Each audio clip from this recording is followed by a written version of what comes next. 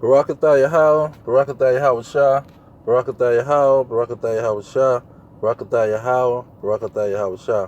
All praise to Yahweh, Ba'ashem Yahweh Shah, Ba'ashem Rekakadash. Now this lesson is about how these Edomites burnt the law, burnt the records of the Israelites. And we're going to get straight to the point. In 1 Maccabees 1, chapter 1, verse 56, it says, "And when they had rent in pieces the books of the law which they found, they burnt them with fire.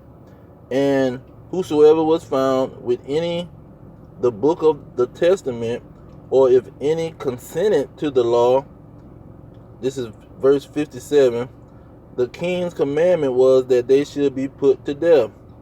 Verse 58, "Thus did they by their authority unto the Israelites every month, to as many as were found in the cities." Okay, now who was these people burning the law? Who was these individuals burning the records? Now when you go to First Maccabees chapter 5, that was in the first chapter, but in the 5th chapter it lets you know who is these individuals. Verse 3 says, "Then Judas fought against the children of Esau in Idumea at Aramatine." So these was the Edomites fighting Judas and his brothers, who was Israelites from the tribe of Judah, and that's been going on throughout the whole Bible. Jacob and Esau's children, been at war with each other. Now, when you go to 2nd Esdras, 2nd Esdras 14, it brings out the same thing, but it tells you what happened pretty much due to these individuals burning the law. But going to 2nd Esdras chapter 14, starting at verse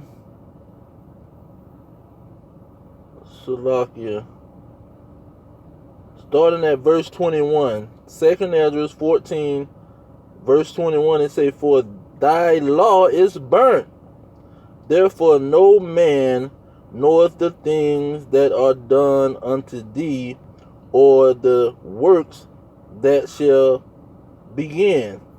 And so, long story short, Ezra prayed to the Most High, and the Most High told him to go get 5 men, and he pretty much gave them all of the law again through the Holy Spirit. Now, to get to the root of this problem with these children of Esau, this has been going on with them, and this is the main point. Now, when you go to Esther, the book of Esther, and you start at chapter 3, you got Haman the son of Agag, the Agagite. And the Agagite, he was the son. He was from the Agagite was a tribe that was from Amalek. Amalek was the son of Esau. You see, so once the Greeks took over, they took it from the Persians. But Haman is in between that. Haman is he's an Edomite dealing with the Persians, trying to be good buddies with the Persians, talking against the Israelites, while the Israelites is in captivity under the Persians' rulership, or they're under the Persians' rulership. And so these Edomites and Ammon, they're trying to infiltrate the Persians and overtake them. And Esther, it pretty much is the whole story about how they was trying to infiltrate the Persians, and the Persians called them great dragons, because they was great serpents trying to sneak in and poison the king of Persia to take over.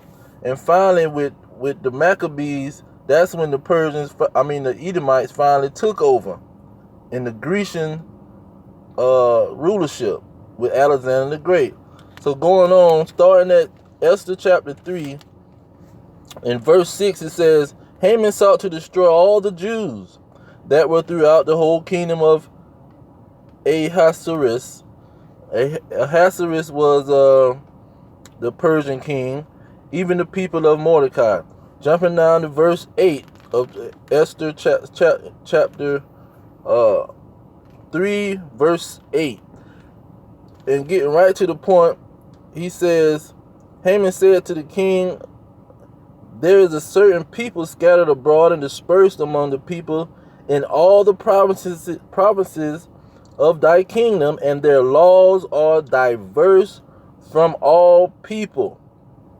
Neither keep they the king's laws.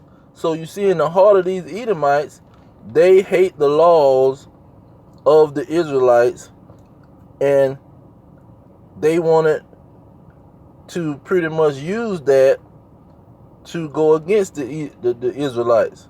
And so this Edomite Haman, he was pretty much trying to get them exterminated as a people and their laws. So when you go to verse 10 of chapter 3, it say, getting straight to the point, it say, Haman, the son of Agagite, the Jews' enemy. He was a sworn enemy of the Jews. So when you jump over to Esther chapter 7, verse 6, Esther gives an explanation of Haman, this Edomite. It says in Esther 7:6, and Esther said, the adversary, or the Satan, an enemy, the Diabolos, is this wicked Haman. So that goes along with Revelations 12 and 9. The adversary, Satan, and the devil. You see, that's who the red dragon, all of that goes in the same operation. And it was describing the Edomites. That's what that was describing. It wasn't describing any other thing. And that's what the Christianity Church and Jehovah's Witness and Mormon and whatever connection to these Edomite philosophies. These Edomite philosophies bring out that it's some kind of rebellious angel out there rebelling against the power, and he's the problem. He's battling the problem, the power, and that's what the whole Bible is about. The challenge and the challenge and the battle between this evil angel and God. But that's not the battle. The battle has been with the Edomites, the whole Bible from front to back, from Genesis to Revelation. Genesis 25 and 25, when they came out the womb, they was wrestling in the womb, and they've been wrestling and fighting all the way through the whole Bible till you get to Revelation, when Esau found out that he have a short period of time as the red dragon, the adversary and the enemy, and the wicked found out that they have been exposed. That's when the Bible come to a conclusion. And when you go to 2 Ezra 6:9, it say that Esau is the end of the world, and Jacob is the beginning of it that followed.